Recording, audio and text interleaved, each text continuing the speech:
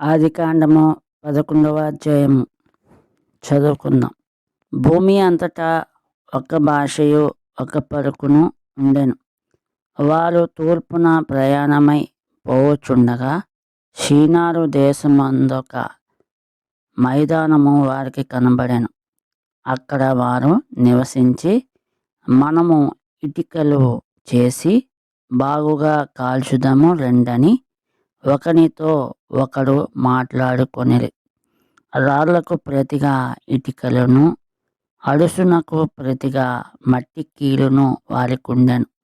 మరియు వారు, మనము భూమి అంతటా చెదిరిపోకుండా ఒక పట్టణమును, ఆకాశమునంటూ శిఖరము గల ఒక గోపురమును కట్టుకొని పేరు సంపాదించుకుందాము రండని మాట్లాడుకొనగా, యెహోవా నరుల కుమారులు కట్టిన పట్టణమును గోపురమును చూడ దిగి వచ్చెను.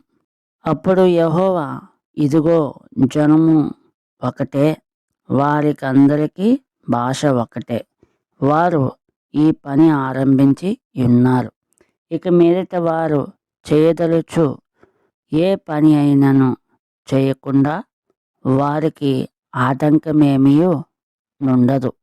గనుక మనము దిగిపోయి వారిలో ఒకని మాట ఒకనికి తెలియకుండా అక్కడ వారి భాషను తారుమారు చేయుదము రండని అనుకొనెను. అలాగూ యెహోవా అక్కడ నుండి భూమి అంతటా వారిని చెదరగొట్టెను. గనుక వారు ఆ పట్టణమును కట్టుట మానిరి. దానికి బాబేలు అను పేరు పెట్టిరి. బాబేలు అనగా తారుమారు. ఎందుకనగా అక్కడ యెహోవా భూజనులందరి భాషను తారుమారు చేసెను. అక్కడ నుండి యెహోవా భూమి అంతటా వారిని చెదరగొట్టెను. షేము వంశావళి ఇది. షేము 100 ఏండ్లు గలవాడై జలప్రవాహము గతించిన 2 ఏండ్లకు అర్పక్షాదును కనెను. షేము అర్పక్షాదును కనిన తర్వాత 500 ఏండ్లు బ్రతికి కుమారులను కుమార్తెలను కనెను. అర్పక్షాదు 35 ఏండ్లు బ్రతికి షేలాహును కనెను. అర్పక్షాదు షేలాహును కనిన తర్వాత 403 ఏండ్లు బ్రతికి కుమారులను కుమార్తెలను కనెను. షేలాహు 30 ఏండ్లు బ్రతికి ఏబేరును కనెను. షేలాహు ఏబేరును కనిన తర్వాత 403 ఏండ్లు బ్రతికి కుమారులను కుమార్తెలను కనెను. ఏబేరు 34 ఏండ్లు బ్రతికి పేలేగును కనెను.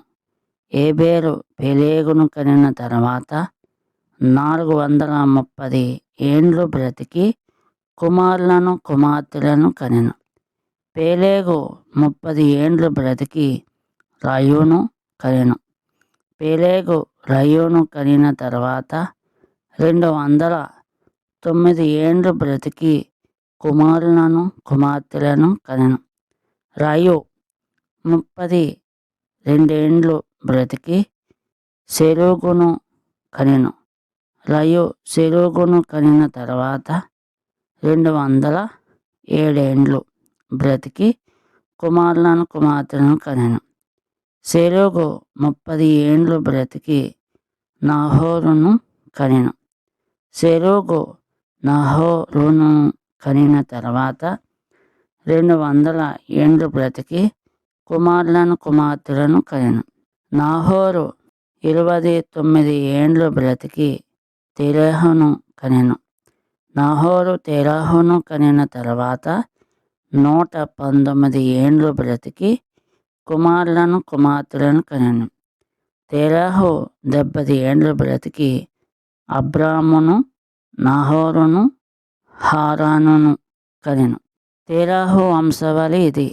తెరహు అబ్రామును నాహోరును హారానును కనెను. హారాను లోతును కనెను. హారాను తాను పుట్టిన దేశమందలి కల్దీయుల ఊరను పట్టణములో తన తండ్రి అయిన తెరాహు కంటే ముందుగా మృతి పొందాను. అబ్రామును నాహోరును వివాహము చేసుకొనిరి. అబ్రాము భార్య పేరు సారాయి, నాహోరు భార్య పేరు మిల్కా. ఆమె మిల్కాకును ఇస్కాకును తండ్రి అయిన హారాను కుమార్తె. సారాయి గొడ్రాలై ఉండెను, ఆమెకు సంతానము లేదు. తెరాహు తన కుమారుడగు అబ్రామును తన కుమారుని కుమారుడు అనగా హారాను కుమారుడగు లోతును తన కుమారుడగు అబ్రాము భార్య అయిన సారాయి అను తన కోడల్ని తీసుకొని కానానుకు వెళ్ళుటకు కల్దీయుల ఊరను పట్టణంలో నుండి వారితో కూడా బయలుదేరి హారాను మట్టుకు వచ్చి అక్కడ నివసించిరి. తెరాహు బ్రతికిన దినములు 205 ఏండ్లు. తెరాహు హారానులో మృతి పొందెను. దేవునికి వందనములు.